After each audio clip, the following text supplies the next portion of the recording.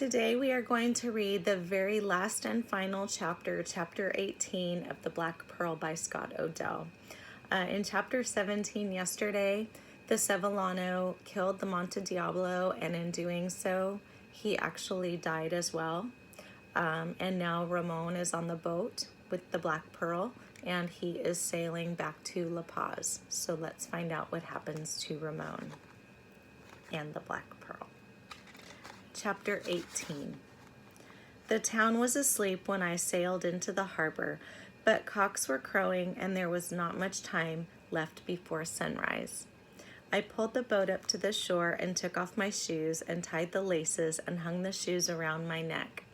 In my bare feet, I walked softly along the Malecon so as not to disturb the stray dogs that sleep there under the trees, or the homeless who sleep in the doorways, and up the hill by a roundabout way.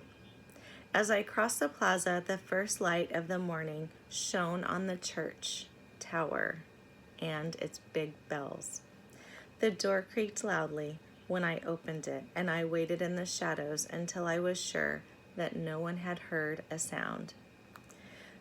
A wooden screen stands just inside the door of our church where announcements are pinned up for people to read. In the center of the screen was a large sign, larger than any of the others, which offered 1,000 pesos for the arrest of the thief who had stolen the Madonna's pearl. I took the sign down and put it in my pocket. The church was deserted and only a few candles burned at the altar. I walked down the aisle to the niche that was shaped like a shell, where the Madonna of the Sea stood dressed in her white gown and her hair bound in a garland of flowers. The sweet smile was still on her face, and her hand was held out to all sinners, whoever they were, even to me. In her hand I placed the great black pearl. "This is now a gift of adoration," I said, "a gift of love."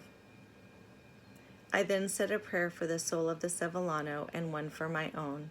I also said a prayer for the Monte Diablo, that creature of beauty and of evil whom only two have seen with their eyes, though there are many who say they have, and whom everyone in his life at some time comes to know. After my prayers, I went quickly to the aisle. As I came to the door, I stopped and turned back and climbed the long flight of steps that leads to the belfry and its 3 bronze bells. The town lay below me. Women and sleepy children were on their way to the fountain with empty jars on their heads. The first blue smoke was rising from the chimneys everywhere. And across the plaza, I could see one of the Indian girls sweeping the cobblestones in front of our big gate. It was Luz, whose husband had been drowned with the fleet at Punta Maldonado. Beside me hung the big bells. I pulled hard on the rope and set them to swinging. It was yet an hour before the first service, so as the bells boomed out, people came running from the houses to learn the reason for the alarm. I untied my shoes and put them on and gave the rope another hard pull. By the time I reached the bottom of the stairs, the church was crowded, so it was easy for me to slip away unnoticed.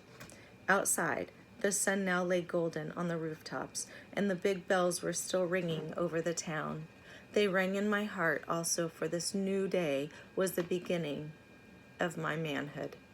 It was not the day I became a partner in the house of Salazar, nor the day I found the pearl of heaven. It was this day. But as I walked homeward in the golden sun and the sound of the bells hung in the air, I tried to think of a story to tell my mother, for she would not believe what had happened any more than I believed the story that she had told me long ago. That is the end of The Black Pearl by Scott O'Dell, and I really hope you enjoyed our read aloud.